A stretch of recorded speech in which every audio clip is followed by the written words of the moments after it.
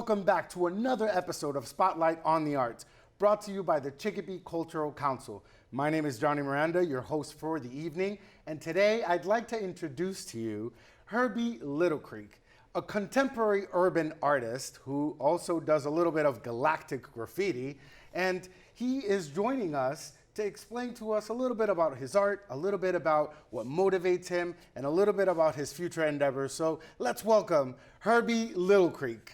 Herbie, how are you? Good, man. Thanks for having me, Johnny. Nice Pleasure to be see here. you. Thank Nice you. to see you. Place looks great. You really did a good job. It's amazing. An honor to be here, and I look forward to working for the next couple minutes and just answering any questions you got for me and being as natural and as entertaining for your broadcast as possible.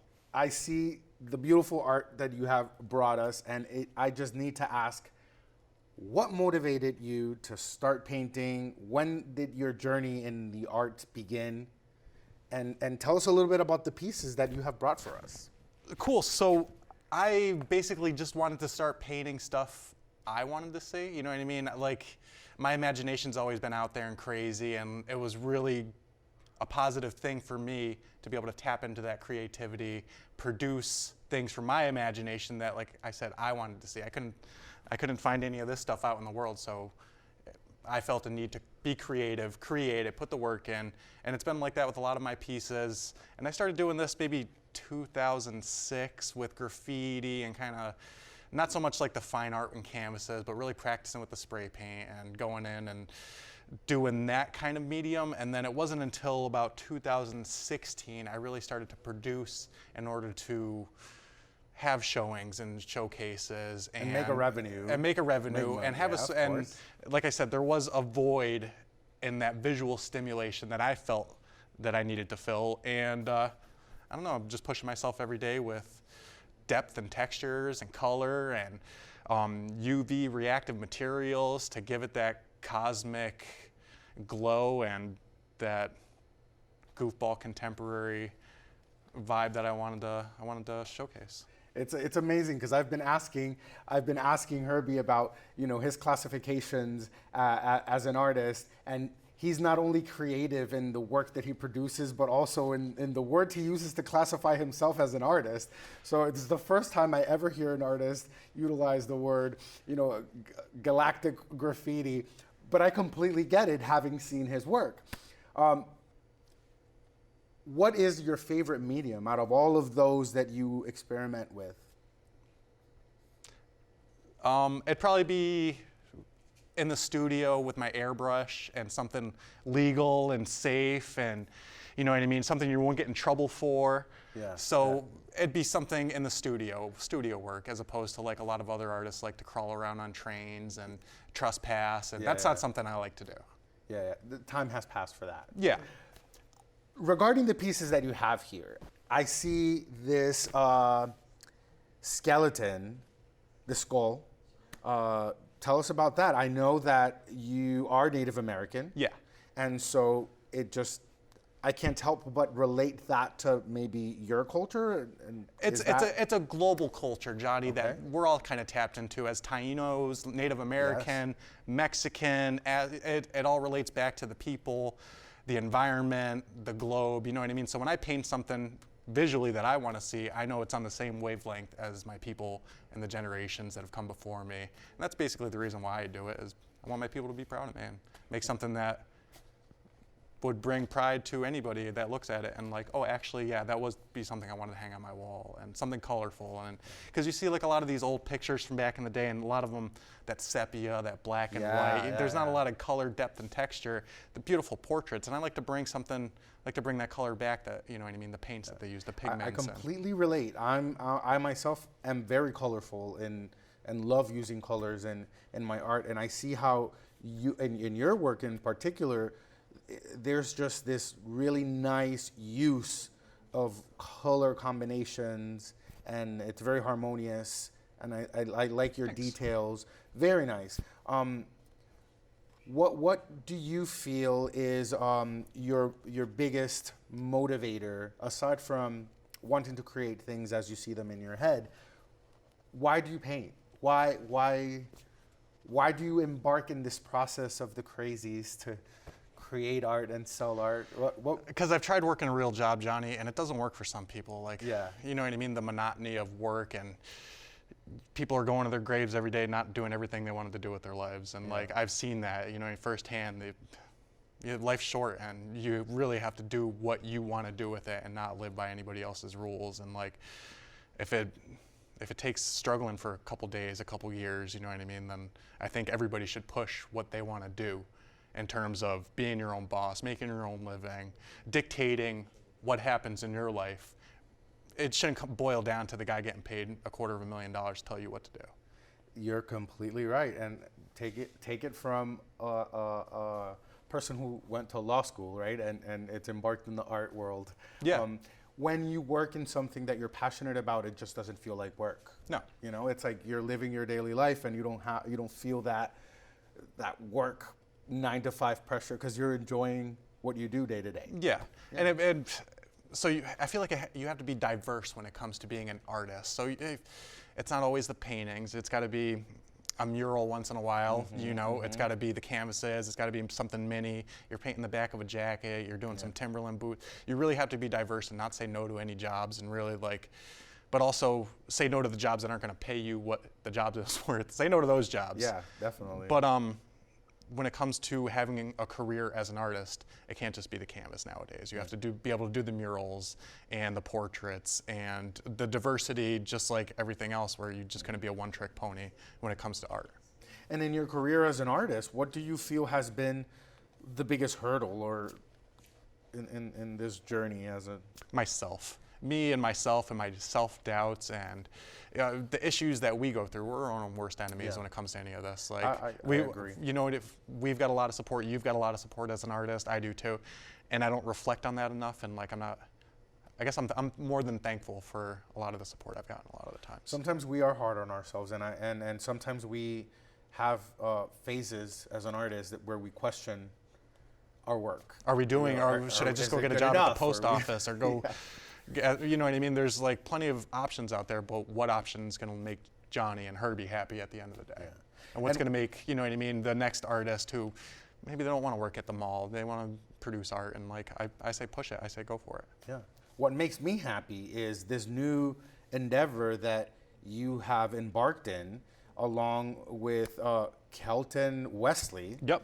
And in your new gallery, the Kushmens Gallery. Yep. In Chicopee Center. Gallery/boutique, where we offer not just art, but the clothing and vintage and upscale kind of glass. And there's just an eclectic variety of things. You know what I mean? Like, again, you have to be diverse when it comes to what you produce.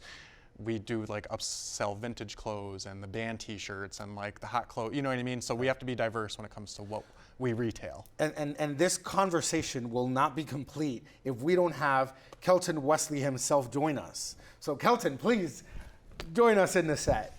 Hey, thank you, Johnny. We can take a seat if you'd like. Thanks for having us. Definitely. I appreciate very much that you're both here, the owners of the Kushmens Gallery.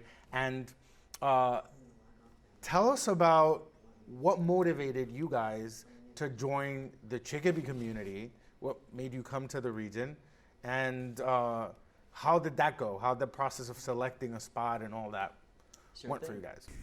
So I've lived in Chicopee now for most of my life. I've been here 30 years. You know, my dad, he was a firefighter up at Westover, you know, so we landed here, you know, when I was about 4 or 5. So this has been my home. It's the most comfortable, you know, that I've ever been on earth, you know what I mean? I made many bonds here, friendship growing up, you know what I mean? So this is where I've, you know, considered home. And to touch a little bit on the question of why we opened the store, to be honest, it was a little bit of selfish reasons, you know, and it was a leap of faith, I guess you would call it. You know, I struggled with addiction for about 10 years or so, and getting outside of my addiction is when I found Herb, and when we partnered up, and he just showed me a whole different side of a community and culture that just was so enthralling, you know, make my hair stand up. And when we would go out to these shows and these festivals, you know what I mean? Because I loved his art, you know, from day one, and I was buying the prints and I was getting the originals. One of my and, biggest you know, supporters, yeah. And I just wanted it, you know what I mean? It made me feel good to have this stuff that reminded me of home, the Springfield Cat in the Hats, and you know what I mean? And all the things that just reminded me about my early childhood that I loved, that I wanted to give to my boys, you know what I mean, growing up, and you know what I mean? So we started just doing the small festivals and stuff like that, and it got bigger, and we started seeing other artists and other entrepreneurs kind of like ourselves, and like I said, it was, you know, it was all positive. I felt really good, you know what I mean? I was getting out in the community, and like I said, it didn't feel like work when you're doing what you love, and we were getting out there and we were showcasing our friends' artwork and getting it out to the public. And I thought to myself, you know, we're not the only ones, you know, so we worked a little hard, and you know, we saved our pennies, and we found a nice place there on Center Street in Chicopee. And to be honest, we wanted to be called a hub for anybody that didn't have all of the tools in the toolbox that we have to have storefront location, you know what I mean, to be able to have artists come in of all different sizes, whether you had, you know, a few works of originals that you needed a little help getting prints for, maybe a little help getting on your own show. You know, we wanted to take that person that wanted to live on their own terms and come in and be able to broadcast it, that they were here and they knew what they were doing and they could show up every day. That's a great opportunity to help and, somebody out. And like Herb touched on a little earlier, I tried working a 9 to 5. I was an EMT and a paramedic, and I showed up every day, and I hated it. I hated every minute of it, and I just couldn't imagine myself doing this for another 40 years just to retire, and then live it up for 15? The math didn't work out for me, especially because I had lost so much time in the darkness, like I said, and touching back on those selfish reasons, you know what I mean? It turned into something so positive that now, you know, we're pushing it on to the community, and we're getting more people, and we're snowballing into this positive, huge, static ball of love, you know what I mean, that we're giving back to the community. And to be honest, it's now become work, and when you love work, it's not work. Yeah. And so now we're just literally, we're getting out there and we're trying to expand the bubble. And we've made it this far on friends and family and support. We didn't have, you know, all the people that, you know, supported me, even, you know, to keep me alive, to be honest. I'll keep it, you know, keep it real with you guys. Those are the people that we build merit with, and we go back and we take care of them, and then in turn they take care of us. So we've created this hub of just, you know, literally many hands make light work, and everyone just supports each other. And to be honest, it's like gravity, you know, so anything that I have to do to keep, you know, this afloat, I'll do. You know, I'll return cans if I have to pay the rent, you know what I mean? So it's just something that I can see just brings so much joy. You know what I mean, including my partner. You know, if it wasn't for Herb, we wouldn't have any of this. He puts 200% into every day, and he took what was an idea and has now molded it into reality. And getting up to go to work every day is just a big smile. You know, and that's amazing that you can have that good relationship as business partners, and that you can admire each other too. I mean, I'm so proud of this guy and everything he's accomplished, and really, and now is your business partner. That just tells a great like story. I feel like a responsibility to Kelton, to his family, because I'm so proud of this kid. You know what I mean? What he's been through, what he's accomplished. You know what I mean? Like, a lot of people don't have that story to tell. So let's kind of do this for those people. You know what I mean? In a lot of ways, and like we all can name somebody who's passed away over the past couple of years, and you know what I mean? Like, it's affected our community detrimentally. And in a way, like, we're not, how do we make a return? We got to look out for the next guys. Definitely. And I mean, like you were saying before, in the shop, you're diversifying your products and the services that you have.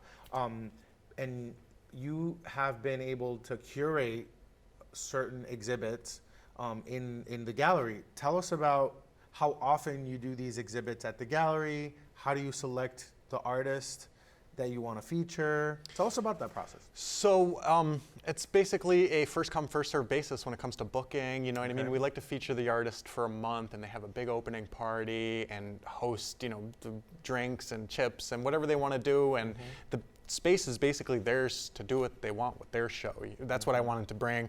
Nice blank canvas. You can turn the shelves into, you know, some crazy post-apocalyptic doom feature if you really wanted to. If that's what your vision was, it's your space, it's your show. We wanted to give the artist that creative freedom with the space, because a lot of these galleries, I feel like they're upscale and you're doing what the curator wants you to, and how the curator sees the show. No, I'm working as a curator. I want to work with the artist to make the show as simple as possible, and you know what I mean. I'm a very open-minded kind of person when it comes to vision, and like as long as we're not putting holes in the walls, and it's going to be a successful show. I feel like just getting that artist out there, and it's a great opportunity, and like to put somebody on to have a show and line their pockets and have a space for the month or 2 months or however long they desired their exhibition to last, and then be able to the return, okay, we'll have a week of quiet so we can kind of set up for the next show, but it's a good kind of flip like that where we can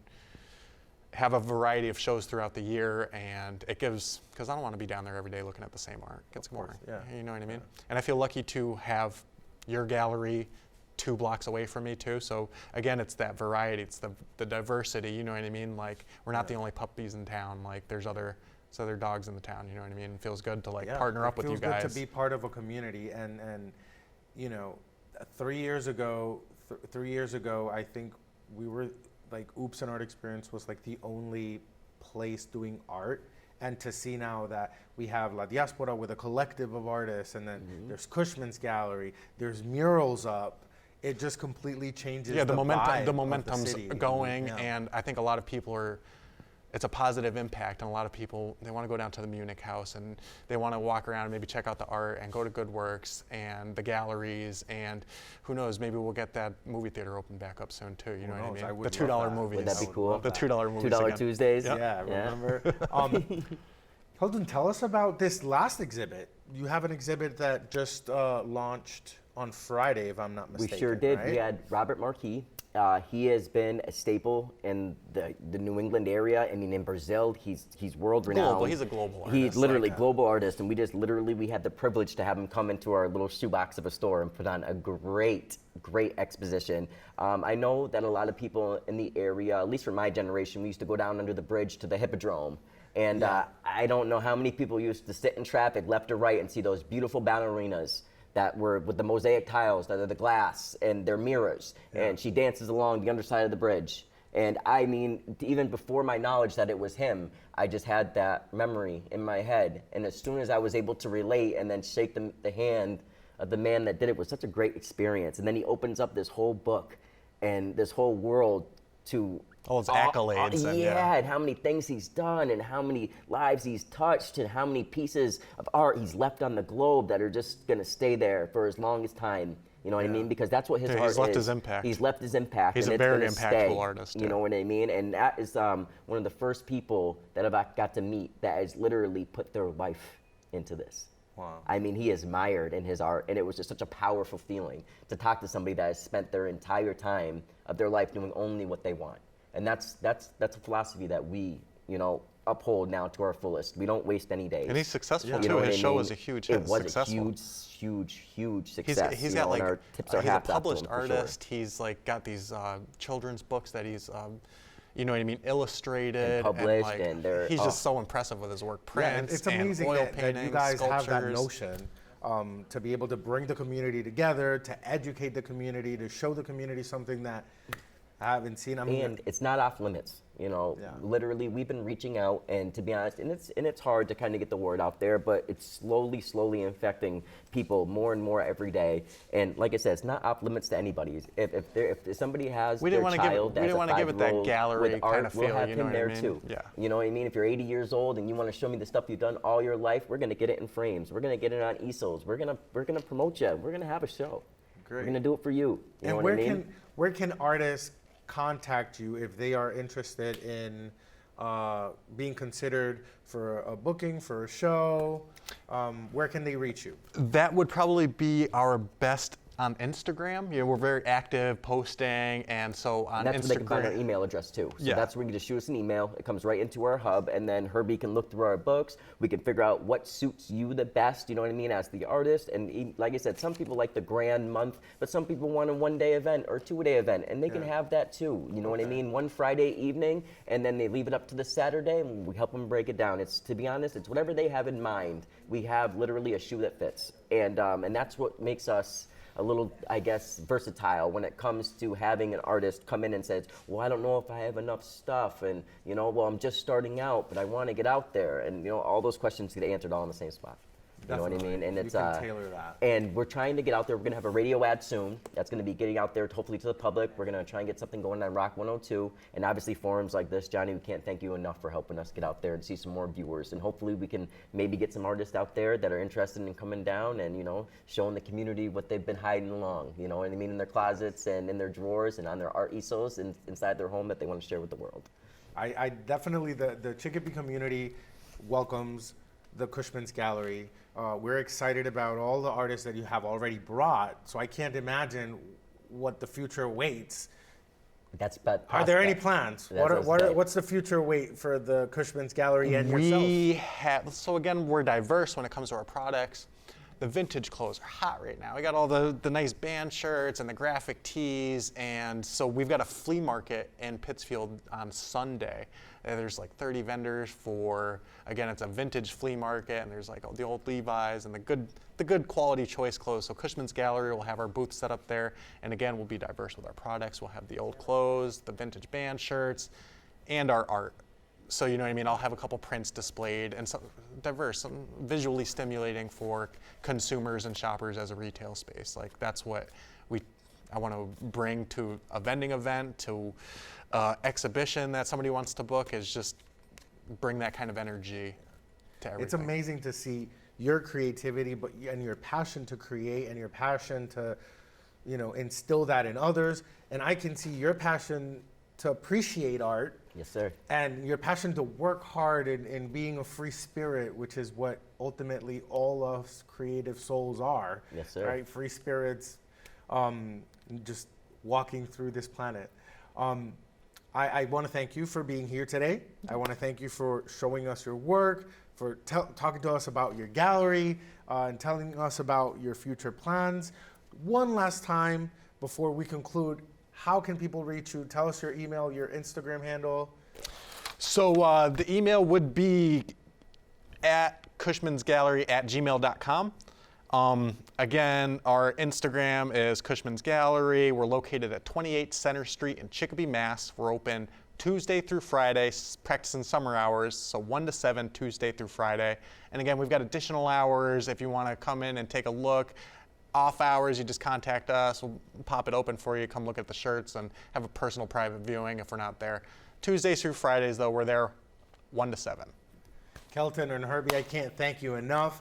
And this is what Chicopee is all about. It's about bringing community together, bringing businesses together, bringing artists together, and revitalizing every aspect of our lives. And what better to do that than through art? So I'm excited to have had Kelton and Herbie from the Kushmens Gallery join us. And next time, we are going to definitely bring a little bit more of our literary artists to the show. So we have some writers that will be joining us in our next episode. So please, Chicopeans, stay tuned to the next episode of Spotlight on the Arts here on ChicopeeTV. This is Johnny Miranda. I'll see you next time.